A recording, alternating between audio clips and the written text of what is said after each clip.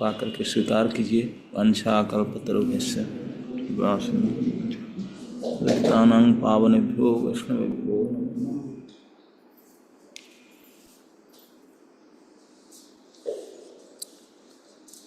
तो अभी मुझे जाकर और कहीं पहुंचना था, लेकिन उठने में लेट हो गया। अब यहीं पे I am doing, go immediately and do some class somewhere else in that room. Anyway, so it's time better to discuss this one. तो आज हमारे गीता चर्चा के क्रम है श्लोक संख्या 915, नवा अध्याय के 15।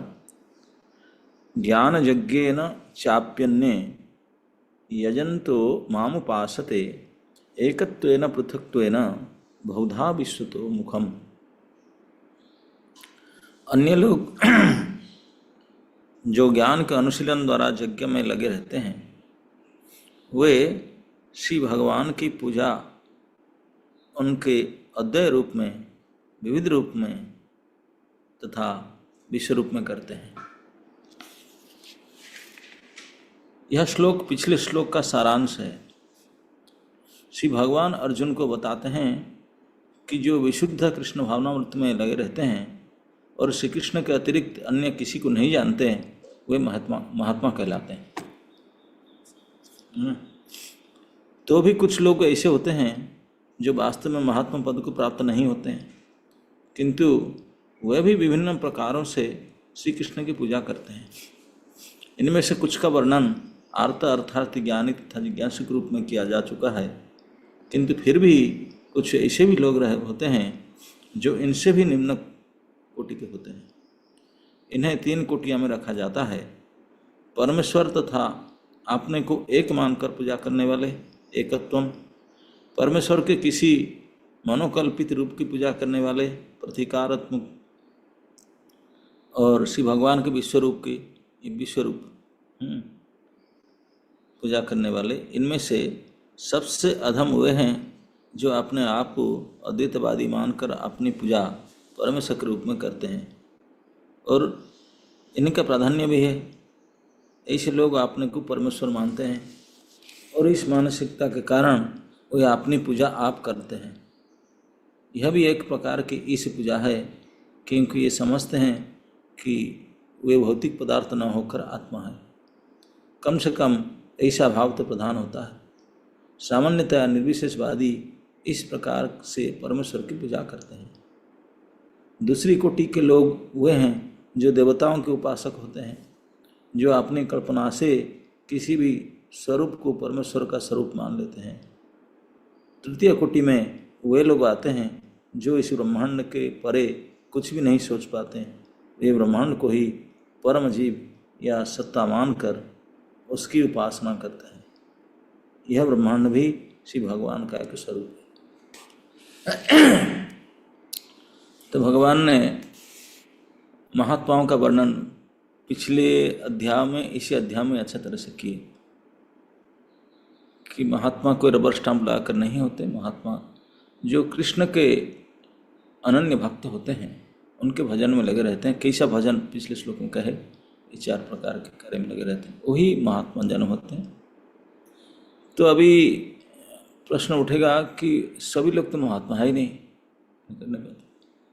तो उनके बारे में क्या कहने का है आपका? आपको पूजा करते हैं लेकिन they can not do like सततम कीर्तन तुम्हारी दृढ़व्रता, ये सब नहीं कर पाते हैं। अनेक लोग ऐसे होते हैं, तो उनके बारे में क्या कहना? तो भगवान बोलते हैं उनके बारे में सुन लो। इसलिए बोलते हैं कि श्लोक का सारांश है कि जो महात्मा नहीं है वो यद्यपि कृष्ण की पूजा करते हैं, लेकिन वो अपने हिसाब से करते हैं, तो वो इतने अच्छा नहीं है, लेकिन करते हैं। उनमें से जैसे प्रभुपाद देखें कि बोले आर्त अर्थार्थी जिज्ञासु, इन कोटि तो पहले वर्णन कर चुका है। और लोग भी किसी कारणवश कृष्ण के पास आते हैं और उनके पूजा करते हैं। महात्मा तो होता जो सतत लगा रहता है हर समय। उनके सततंग शब्द का और एक अर्थ होता है कि हमेशा कीर्तन करना जिसमें कोई नियम काल नहीं रहता। भगवान की भजन करने के लिए कोई नियम नहीं, कोई काल नहीं, कोई शुद्धि नहीं, कुछ नहीं किसी भी समय। बाकी सब के लिए नियम काल रहता है, सतत करना मुश्किल है, लेकिन भगवान के कीर्तन सतत संभव है। तो महात्मागण इसलिए बोलते हैं सरा से जो नहीं कर पाएंगे, कुछ लोग जो इस प्रकार कीर्तन इस प्रकार दृढ़ विश्वास नहीं आते हैं, तो उन लोगों को भगवान यहाँ कहते हैं कि चापी अन्य, ये अन्य शब्द से मतलब दूसरा, ये जो नहीं है, च अपि अन्य, वो यजंतो माम उपासते, वो मेरे पूजा करते हैं, मुझे उपासना करते हैं, कैसे ना ज्ञान यज्ञ, ज्ञान यज्ञ के द्वारा। अब ज्ञान यज्ञ, गीता को पाठ करना भी ज्ञान यज्ञ है, भागवत पाठ करना भी ज्ञान यज्ञ है, लेकिन ये भक्तिमय ज्ञान यज्ञ हम उसको नहीं कर पाते, गीता भागवत पढ़ नहीं पाते, इसमें पढ़ने से सीधा कृष्ण का ही आएगा। इस प्रकार ज्ञान भक्तिमय ज्ञान यज्ञ नहीं कर पाते। उन लोग का ज्ञान यज्ञ क्या होता है कि वो अद्वैतवाद की तरह, ज्ञान की तरह जान लेते हैं कि हम पदार्थ नहीं है, हम आत्मा है, हम उन्हीं का अंश है, सो अहम ब्रह्म अस्मि, अयम आत्मा ब्रह्म, मैं ही ब्रह्म हूँ, वही हूँ, उन्हीं का हूँ, मैं तो वही रूप हूँ, अभी केवल फंसा हूँ दुनियादारी में, जब यहाँ से निकल जाऊँगा फिर वही हो जाऊँगा। इस प्रकार के भावना के बहुत लोग होते हैं, उनको अद्वैतवाद दर्शन कहते हैं। तो अब फंसे, अब तो नर नारायण भवेत, हम हो जाएंगे। तो इस प्रकार के भावना वाले लोग को जो होते हैं वो अहंग्र उपासना उसको कहते हैं, अपने आप को पूजा करते हैं। अपने आप को पूजा करना बहुत खराब बात है हमको भगवान के साथ समझना, लेकिन कम से कम इतना तो मानते हैं कि हम पदार्थ नहीं आत्मा है, हम जड़ नहीं चेतन है, भगवान चेतन है, हम भी चेतन है। लेकिन ये उनकी दुर्बुद्धि है, भगवान के साथ अपने आप को समान मानते हैं, ये कतई नहीं हो सकता। लेकिन कम से कम इतने तो उनको समझ है कि हम जड़ पदार्थ नहीं आत्मा है। और इसी प्रकार से वो अपने आप को आत्मा रूप में पदार्थ नहीं उससे हट करके ईश्वर के स्वरूप रूप में पूजा करते हैं, इसको अहंग्र उपासना करते हैं। यद्यपि सबसे अधम होते हैं, लेकिन फिर भी ये इस पूजा की एक विधि होता है, क्योंकि ईश्वर भी चेतन है।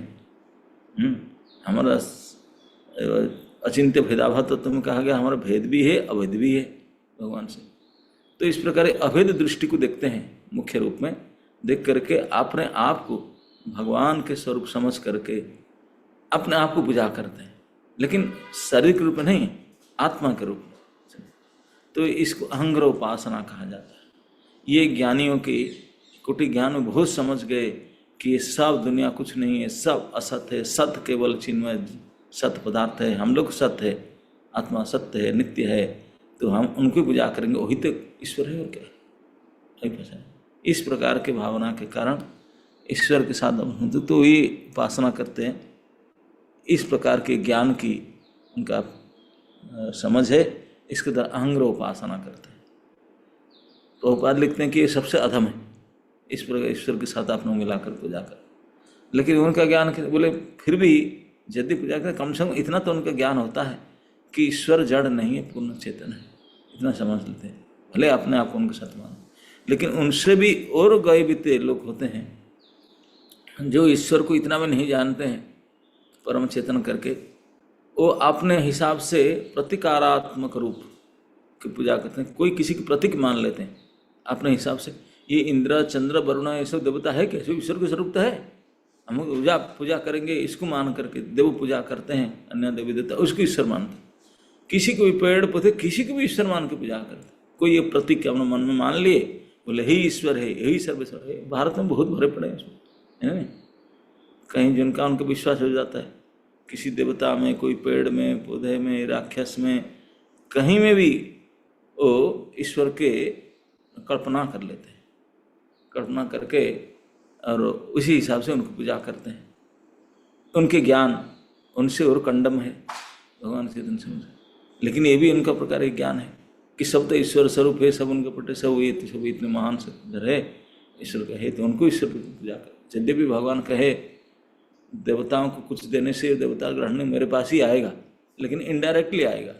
तो देव पूजा को भगवान ने सपोर्ट नहीं किए, बोले अविधि है, विधि नहीं। जैसे हम कहेंगे खाएंगे, मेरा ही नाक हमेशा क्यों मुख में खाऊं, थोड़ा नाक में खा लेता हूँ। आज कुलचा बना है और हम कान में खा लेते हैं, आँख में खा लेते हैं, खा लो एक 10 दिन, चलेगा क्या? बोलते नहीं, तुम फंसोगे, मरोगे, बीमार हो जाओगे, अविधि है। लेकिन कुछ लोग बोलते नहीं खाएंगे, वो अभी तो हमारा होल है, उसमें क्या है, हमें सब मुख में क्यों डालें? इस प्रकार से कभी कभी ये जो विधि को न मान करके अविधि पूर्वक अपने हिसाब से मनोकल्पना से कोई देवता पेड़ किसी को प्रतीक मान करके, ईश्वर के प्रतीक मान करके उनको सेवा पूजा करते हैं, उन पर विश्वास करते हैं और बोलते हैं ही तो विश्वास है, सभी तो भगवान है, उसमें क्या है? कहने में बड़ा बड़ा युक्ति करते हैं, कोई नहीं, लेकिन ये उनका अधमता है कि भगवान जी परम चेतन सबसे अलग, जिसे इसमें 3 प्रकार की एकत्वेन पृथक्त्वेन। एकत्व तो अहंग उपासना है, हम भगवान है, अहम ब्रह्मास्मि, एकत्वेन विधि है, ये ज्ञान मार्ग की। तो उनसे भी और कम समझ वाले वो पृथक्त्वेन बोलते नहीं, भगवान तो भगवान है और ये जितने सारे भगवत स्वरूप अपने से अलग हट करके अपने को पूजा नहीं करते, अपने से अलग, अपने से महान कोई बड़े व्यक्ति, कोई बड़े देवता, किसी को उनको पूजा करते हैं पृथक्त्वेन। तो इस प्रकार के ये भी उनसे भी और नीचे स्तर में है। इस प्रकार से मनोकल्पित एक प्रतीक के रूप में मान कर पूजा करते हैं, लेकिन एटलीस्ट पूजा करते हैं, हम कृष्ण को पाएंगे ये आशा रखकर करते हैं। कितने जन्मों में उनका बुद्धि शुद्ध का पता नहीं, लेकिन वो अपने करते हैं, उनका समझ इतने नीचे कोटि के है। और उनसे भी और नीचे कोटि के होते हैं सबसे घटिया, जो प्रभुपाद लिखते हैं कि बेचारे पदार्थ से परे कुछ समझ नहीं पाएंगे, उनका दिमाग में फिट नहीं बैठता। किसी ब्रह्मांड में परे कुछ होता है, बोले हे शून्य है, यही तो जो कुछ है सब कुछ है।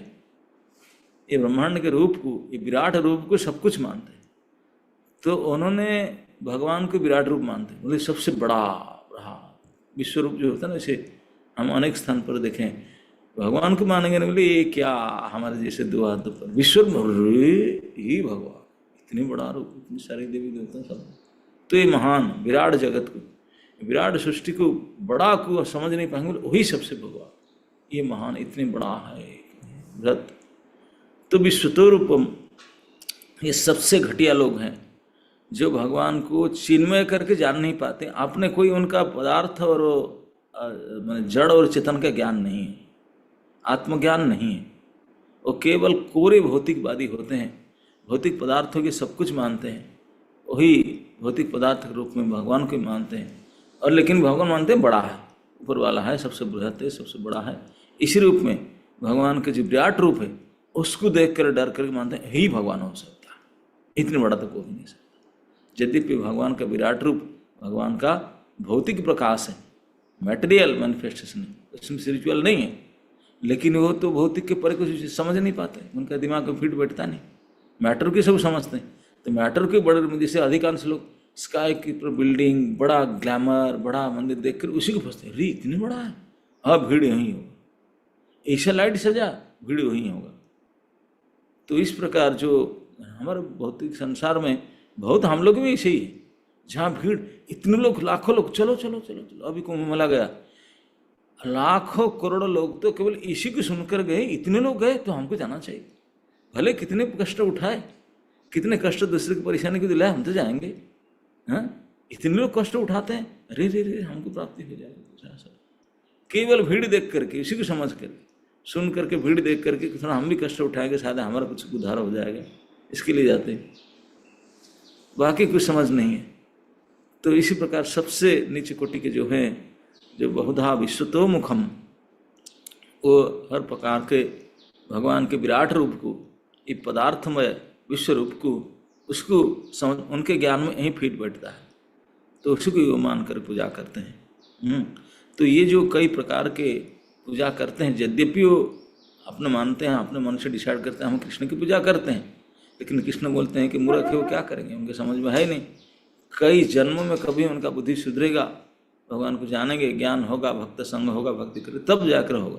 लेकिन वास्तविक भगवान कहते हैं जो भजन कीर्तन, जो नवधा भक्ति के अंग को मान करके जो आप लोग जैसे करते हैं, इस प्रकार से जो काम करें, भगवान बोले they are mahatma, they are great souls. जो इस प्रकार से भजन कीर्तन भक्ति श्रवण कीर्तन अंग वाले भक्ति की याजन करते हैं, सतत उसमें लगे रहते हैं, उनका तो वो तो ग्रेट महात्मा है। उनके अलावा कुछ प्राप्ति की दृष्टि से मुझे ये चाहिए वो चाहिए, कुछ स्वार्थ की दृष्टि से भी भगवान के पास आते हैं। भगवान बोलते दे आर ऑल्सो गुड, ये इतने बेकार नहीं, कम से कम मेरे पास तो आए, क्योंकि मैं ही तो पालन करता पोषण करता सबका मेंटर मेरे पास आए तो अच्छा ही तो किए, अन्य दूसरे के पास न जा करके, तो ये भी दे आर ऑल्सो बेटर। इसमें से ज्ञानी जो समझ गए भगवान के बारे में वो उनसे भी बेटर है, और उनसे सबसे बेटर है वो जो भगवान को अलावा और किसी को नहीं मानते, अनन्य न अन्य, भगवान ही सब कुछ है, मैं ही उनका हूँ, वही मेरे सर्वस्व है, मेरे जीवन का मेरे प्राण का एकमात्र उद्देश्य है उनको सेवा करना, उनको इस प्रकार डिसाइड करे सतत उनके श्रवण कीर्तन लगना, वो तो महात्मा। भगवान बोले दी ग्रेट सोल, वो महात्मा जन है। लेकिन इस संसार में सभी लोग ऐसे नहीं है कि भगवान को ऐसे मान कर इस प्रकार की उपासना, वो असमर्थ है, वो कर ही नहीं सकते। तो उन लोगों के लिए ग्लैमर बड़ा है, तुम मानेंगे। हाँ, ये भागवत ने लिखा है दूरबारी अयनम तीर्थम, अगर कोई बहुत दूर में कोई जलाशय होगा उसको तीर्थ मानेंगे, यहाँ पास में पहुंचे उसको नहीं मानेंगे। बोले ना, ये थोड़ी है, वहाँ गए मानव सरोवर जाके वहाँ पर आए, क्या बात कर रहे हैं। सबसे जो जितने दिक्कत होगा जाने में, जितने कठिनाई होगा, उनको ज़्यादा पावरफुल मानेंगे। इसलिए कुंभ में ज़्यादा लोग गए क्योंकि ज़्यादा कठिनाई है जाने में, पैदल में जाना पड़ता है, इतनी भीड़ में जाना होता है, इतने तकलीफ उठाना पड़ता है, इतने ज़्यादा पैसा खर्च करके इतनी ज़्यादा परेशानी होना, बोलते वही महातीर्थ सबसे ज़्यादा पुण्य ही होगा, क्योंकि सबसे ज़्यादा परेशानी उठाना पड़ता है, सबसे ज़्यादा खर्चे करना पड़ता है। यही जितने दूर जाएंगे, जितने कष्ट उठाएंगे, उसी को मानेंगे तीर्थ करके। और घर के पास हो ना, यही थोड़ी है। ये साधारण मनुष्यों का, मनुष्य मात्र में यही विचार रहता है ना। तो इसी हिसाब से उन लोग का ज्ञान, यद्यपि गीता में भी लिखा गया कि गीता पाठ भी भगवान को ज्ञान यज्ञ की तरह उपासना है, भागवत की उपासना भी गीता की, लेकिन ये भक्ति ज्ञान है। इस प्रकार कोई करे तो उनको सुधर जाए। कुछ लोग तो ऐसे भी करते हैं, बड़े बड़े भागवत कथा कराते हैं, खुद सुनते नहीं हैं, अरेंजमेंट कराते हैं, मैं इतने कराया, खुद नहीं सुनते, कुछ समझते नहीं।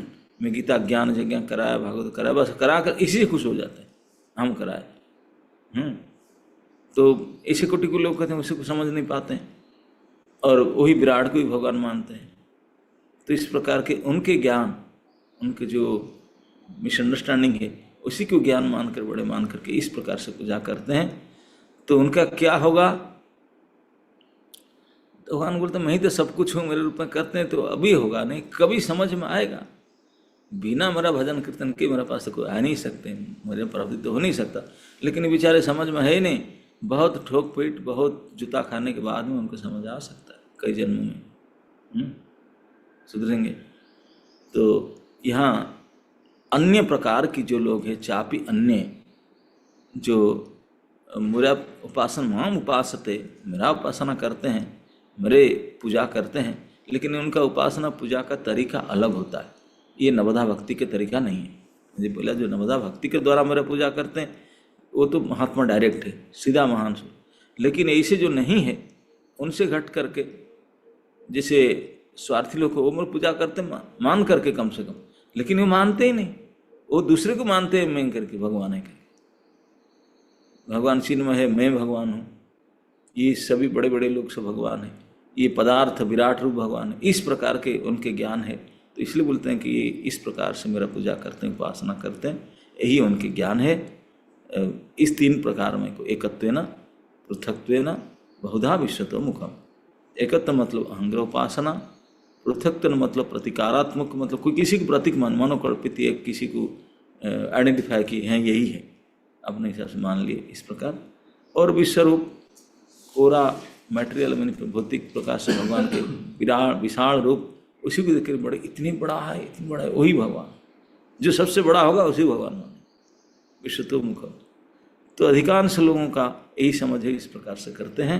लेकिन ये सबसे रेयर, सबसे पहुँचे हुए, मेरा सबसे प्रिय दी ग्रेट सोल वो हैं जो नवधा भक्ति के रूप में मेरा पूजा करते हैं। ओके, तो आप लोग जितने भी गीता सेशन में ज्वाइन करते हैं, आप लोग सब दी ग्रेट सोल, क्योंकि आप नवधा भक्ति प्रैक्टिस करते हैं। तो भगवान आप लोग के लिए प्रश्न करके ये श्लोक, प्रभुपाद ने ये श्लोक के तात्पर्य पहले लाइन में रखे ये श्लोक पिछले श्लोक के सारांश है, क्योंकि सारांश इसलिए लिखे तो पिछले श्लोक में महात्माओं का स्वरूप लक्षण बताया गया। अब महात्मा क्या नहीं है, कौन नहीं है, उनको जानना बहुत जरूरी है। हम इस कर्म में कोई आते हैं, सबसे पहले क्या करना नहीं बताते, पहले फॉर रेगुलेटिव क्या नहीं करना बताता, ये नहीं करना पड़ेगा, वहीं से भाग जाता है आधा लोग। ये नहीं करना पड़ेगा, अरे what is the life and this is the life. तो इसलिए होगा ना ये सब है। तो इस प्रकार से अन्य लोग जो हैं, जो महात्मा नहीं है, डिवोटी नहीं है, उनके बारे में भगवान बता भी दिए कि उन लोग यद्यपि मुझे प्रति श्रद्धा रखते हैं, ऊपर वाला भगवान कृष्ण मानते हैं, लेकिन इस रूप में मुझे पूजा करते हैं, उनका श्रद्धा यहीं तक है। ये भी इस प्रकार में संसार में कुछ अभाव नहीं है, बहुत है, बहुत इस प्रकार लोग हैं। तो आप इसी चक्कर में मत फंसना, भीड़ के चक्कर में मत फंसना, ज्यादा लोग इकट्ठा हो इसके मतलब नो नो। लोग साधारण लोकमत में भक्ति का निर्णय नहीं हो सकता। इतने लाखों लोग वो ये भीड़ होता है, परिक्रमा करते हैं, इतने लोग करते हैं, इसके चक्कर में मत फंसो। भक्ति से कोई ताल्लुकात नहीं। जनरल मास का क्या नोशन है, क्योंकि जनरल मास तो भेड़ चक्कर में चलते हैं, भेड़ एक चला सब इसी के पीछे चलेंगे। भक्ति से कोई सिद्धांत ताल्लुकात नहीं है। वो गुरु शास्त्र साधु के अनुगत होकर के भक्ति किया जाता है। भीड़ को देख करके ज़्यादा लोग इकट्ठे उनके भक्ति नहीं किया जाता, ये बिल्कुल समझ लेना चाहिए। इस प्रकार से भगवान जो महात्मा जन नहीं है वो किस प्रकार होते हैं इनके समझ में, इनसे अब कभी नहीं फंसना, इस प्रकार समझ में इनसे बच के रहना, उसी गोष्ठी से उनको दूर होकर करके रहना। इसलिए भगवान ये श्लोक को सारांश रूप में बोल दिए, बोले ये भी जान लो, करना क्या है जान लो, कहीं क्या ना करना उसको भी जान लो। तो इसलिए भगवान आज के चूँकि ये जो 3-4 प्रकार जो विश्वरूप के उपासक, पृथक उपासक, एकत्व उपासक, इन 3 प्रकार में कम समझ, निम्न कोटि के, नीच कोटि के समझ वाले बुद्धियों के लोगों के बारे में भगवान बता करके हमको केयरफुल किए, अलर्ट किए कि don't go to this group, don't join this group. आप जिसमें हो, जिसमें मंगल आरती लेकर के सेना आरती तक करते हो, चैंटिंग, डांसिंग, फिस्टिंग करते हो, this is this supreme process, महात्मा का प्रोसेस है। Okay, thank you.